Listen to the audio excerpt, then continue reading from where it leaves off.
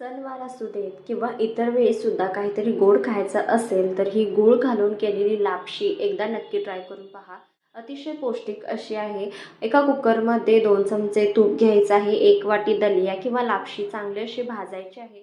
त्यानंतर 3 वाटी गरम केलेलं पाणी घालायचं आणि कुकरच्या चांगल्या 2 शिट्या येईपर्यंत आपल्याला शिजवून घ्यायचं आहे. यामध्ये आता आपल्याला घालायचं आहे 1 वाटी गूळ आणि आता पुन्हा एकदा चांगलं मिक्स करून घ्यायचं आहे.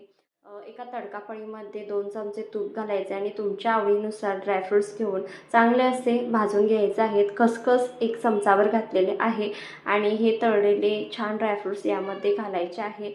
गूळसुद्धा चांगला असा वितळलेला आहे. त्यानंतर थोडी वेलची, जायफळची पूड घालायची आणि इथे आपली रसरशीत, रसाळ अशी आणि अतिशय पौष्टिक अशी ही गूळ घालून केलेली पौष्टिक लापशी तयार होते. नक्की ट्राय करून पहा आणि रेसिपी कशी वाटली कमेंट करून नक्की सांगा. चॅनेलला सबस्क्राईब, लाईक आणि शेअर करायलाही विसरू नका.